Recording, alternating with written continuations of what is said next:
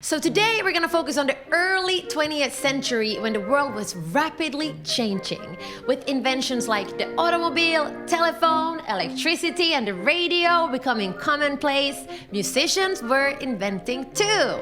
Percussion instruments from different parts of the world all ended up on the same stage, and the drum kit as we know it today began to take shape.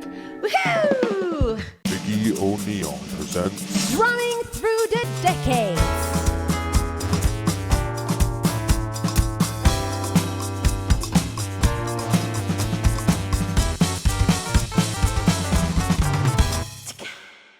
My name is Vicky O'Neil, I'm a drummer and educator. In this series, we're looking at the history of drumming, mainly focusing on how drumming has evolved over the past 150 years.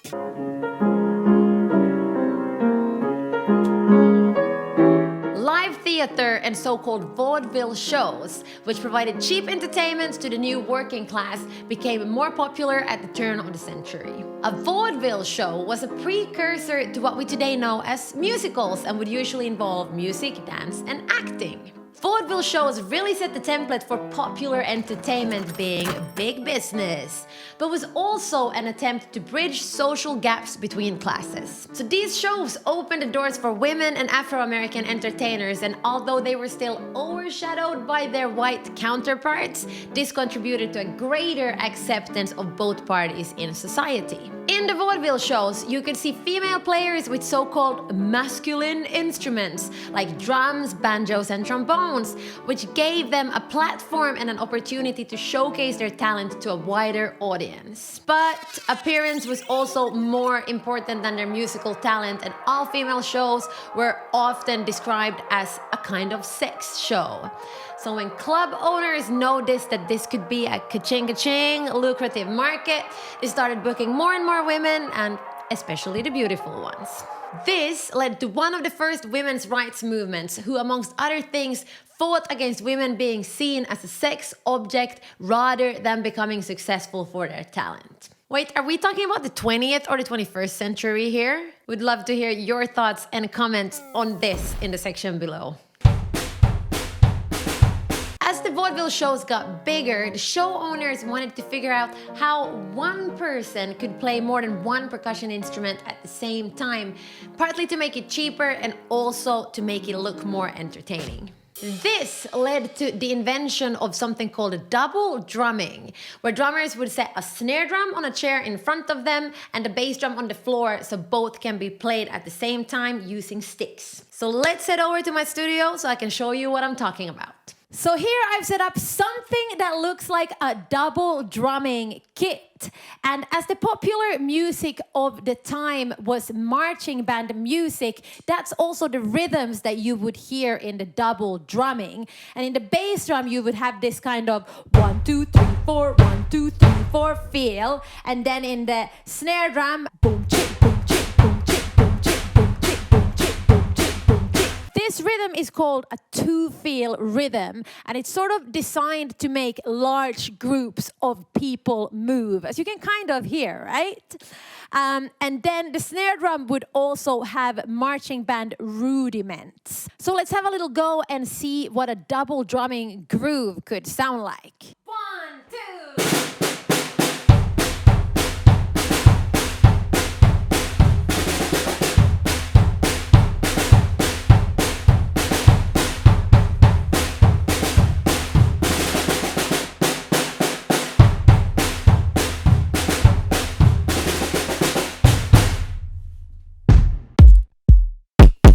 was fun, also kind of hard without the bass drum pedal. Obviously, double drumming existed before the bass drum pedal was invented, though there had been like several attempts with so-called overhang pedals, but they were really difficult to play, and most drummers preferred to play the bass drum with sticks. This was until 1909 when the Chicago-based Ludwig Drum Company invented the first drumroll bass drum pedal. What a revolution! The design they came up with is very similar to the bass drum pedals we use today, and an extra bonus was that you could actually dismantle it and put it in your pocket. Like, wowza, you can't do that with today's bass drum pedals.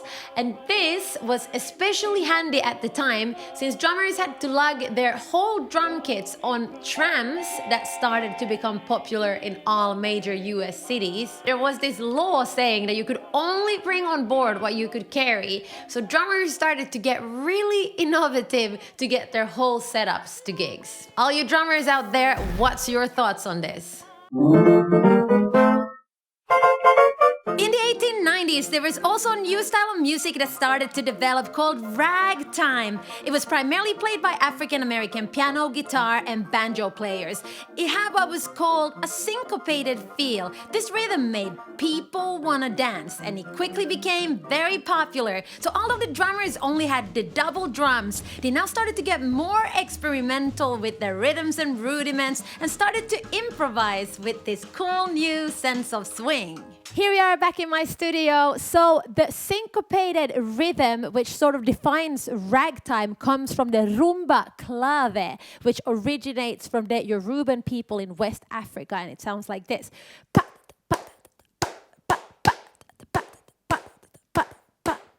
And you can clearly hear this syncopation, which makes things more groovy, makes people want to dance. And you can clearly hear it in all the instruments that are playing ragtime, also including the drums. So it goes something like this.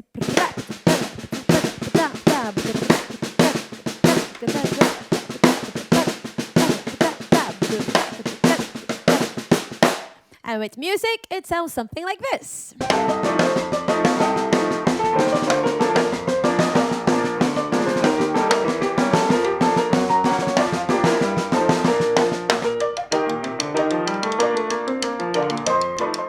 At the turn of the century, the United States was receiving immigrants from all over the world. As a result of this, drummers started to add new, more interesting sounds to their rigs.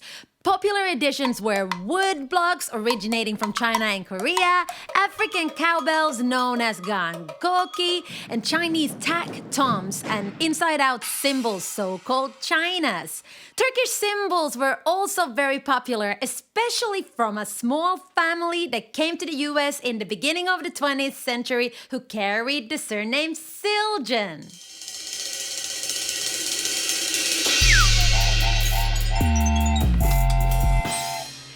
Just like today's session drummers at the time were used to taking on many different roles and jobs. Outside of marching bands and orchestras, you could also get hired for variety shows and theater productions to create sound effects, to accompany dancers or comedy on stage. And with the evolution of film and radio, drummers, and sometimes several of them, would also get hired to create sound effects for radio programs and silent film. Hidden behind the movie screen, drummers would provide the effects for the silent movies like gunshots, trains, babies crying, horses galloping, you name it, with woodblocks, whistles, saws, and all sorts of different contraptions. Drum kits at the time were actually called trap kits, and this was because of the tree that held the percussion contraptions. So contraption was shortened to trap. Eventually they became trap kit, and players used to be referred to as trap drummers. No, not that kind of trap. What kind of sound do you think would have been fun to try to recreate as a trap drummer? Put your comment below. Problem that bands were facing was that drummers were being too loud, overshadowing other instruments. You see, back then they didn't have PAs or amplification, but the drums were the same size as they are today, or actually often even bigger. So drummers started to look for things they could use to play more quietly. And one thing they found was fly swatters, which back then were made from metal, and some of them were also telescopic. So the brushes were invented, which is, as we know, a common tool for drummers still today. Where's my fly swatters? In 1918, the first drum kit as we know it was officially created by the Ludwig Drum Company. They invented an all-in-one set with a bass drum and a pedal, a snare, 2 cymbals and a woodblock, and they called this the Jazzer Up. This was considered a truly significant innovation. So as the drum kits became more and more popular in modern music, the drummer really cemented their role for decades to follow. And this set the stage for one of music's big breakthroughs, jazz. More on that in the next episode.